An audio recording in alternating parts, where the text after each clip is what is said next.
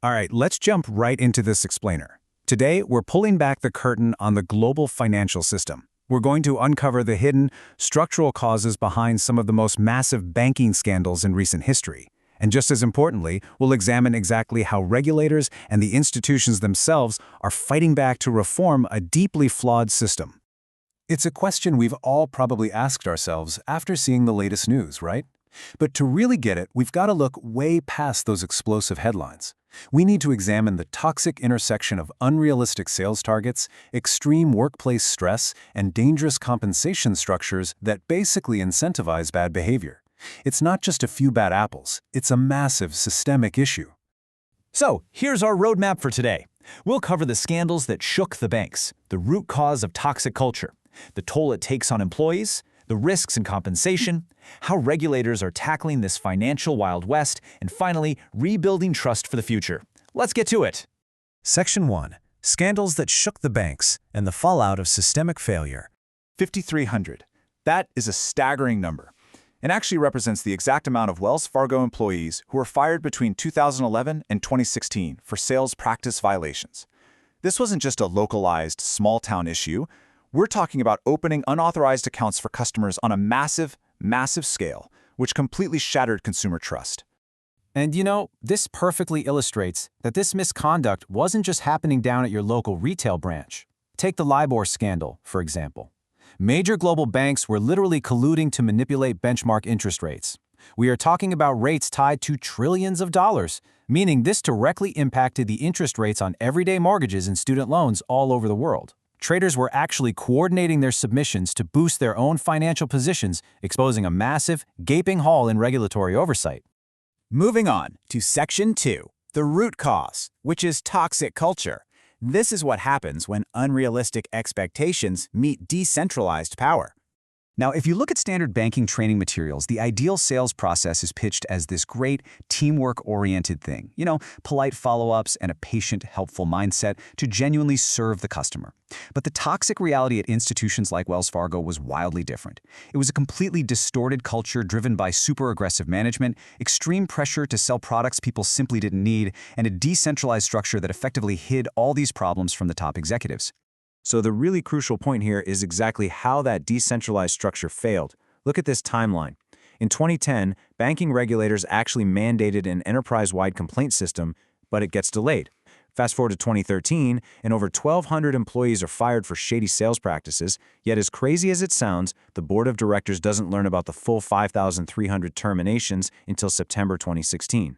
The corporate structure basically allowed branch and regional managers to completely insulate the board from the toxic reality for years. Section 3. The toll on bank employees. Let's look at the actual human cost of high-pressure banking. The data reveals a pretty harsh reality. Academic research shows that burnout syndrome is alarmingly prevalent in the banking sector, affecting nearly 56% of staff. That is more than half. This is largely driven by incredibly long working hours and the constant direct conflict with customers. It creates this environment where just surviving the workday becomes a monumental task. And you can see how this quickly builds into a larger crisis. When employees are caught between super strict compliance rules on one hand and completely impossible sales targets on the other, they experience severe role conflict. Add in things like excessive workloads, constant fears about job stability, and the stress of adapting to new tech, and you actively crush their productivity while massively driving up employee turnover. Section 4. Follow the money, compensation risks. Let's explore how pay structures incentivize dangerous behavior. There's a fascinating quote from a comprehensive study of 63 European banks, and it honestly hits the nail on the head. The data clearly shows that when executives are given excess variable compensation, whether that's huge cash bonuses or equity, it directly incentivizes them to take greater risks. The pay structure is essentially rewarding them for gambling with the bank's long-term stability just to score a short-term gain. And this realization is finally sparking change globally. For example, organizations like the Australian Banking Association have kicked off these broad, independent reviews. Their main goal? To identify and fundamentally wipe out product-based sales commissions. They realize that paying someone a commission strictly for pushing a specific product directly leads to really poor outcomes for the everyday customer. Section 5. Regulating the Financial Wild West. Here are the structural fixes for these systemic problems. One absolutely massive regulatory shift in Europe is MiFID II. To fight back against mis-selling and hidden conflicts of interest, regulators actually forced banks to unbundle their fees. You see, previously, banks acting as brokers would pass the cost of their analyst research on to asset managers, who would then secretly pass it right on to retail investors through trading commissions. MiFID II requires these costs to be budgeted completely separately, bringing absolute transparency to what the consumer is actually paying for. Regulators are definitely no longer just taking banks at their word. Under MiFID II's strict organizational requirements, firms have to ensure products are actually suitable for the clients they're targeting. But it goes way further than that. Get this. Investment firms are now required to synchronize their internal clocks with market exchanges. Why? To ensure flawless, tamper-proof record-keeping of every single phone call and email that might lead to a transaction. No exceptions. Meanwhile, down in Australia, they aren't just tweaking the rules, they are tearing the whole system down to the studs. They've brought in independent governance experts to analyze all product-based payments against actual customer outcomes. They're building brand new frameworks to assess payment risks from the ground up, and they're working directly with government bodies to figure out if full legislative reforms are needed to completely overhaul how retail bankers and third-party brokers get paid. Section 6. Rebuilding Trust for the Future. A look at the cultural reset for the banking industry. So, how do we actually prevent all of this from happening again? Well, research points to a huge fundamental internal shift inside the banks themselves.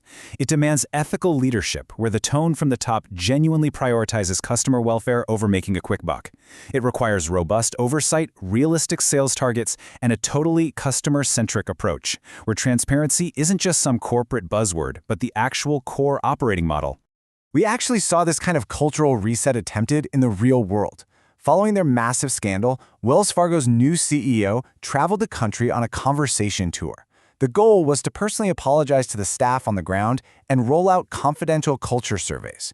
It was a major realization that to fix the bank, leadership literally had to stop and listen to the very employees who were getting crushed by that toxic sales pressure.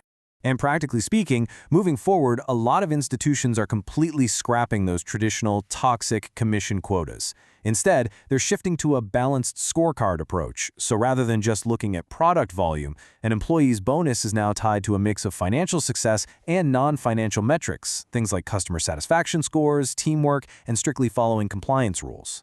As we wrap up this explainer, I want to leave you with one final thought. We've seen the devastating impact of toxic banking cultures, and we're watching these totally unprecedented structural and regulatory overhauls take effect right now. But we really have to ask ourselves, will these massive rule changes and balanced scorecards actually be enough to permanently rewrite the high-stakes, high-pressure human behavior that has defined global banking for decades? It's a massive question, and frankly one that only time and the next market cycle will answer.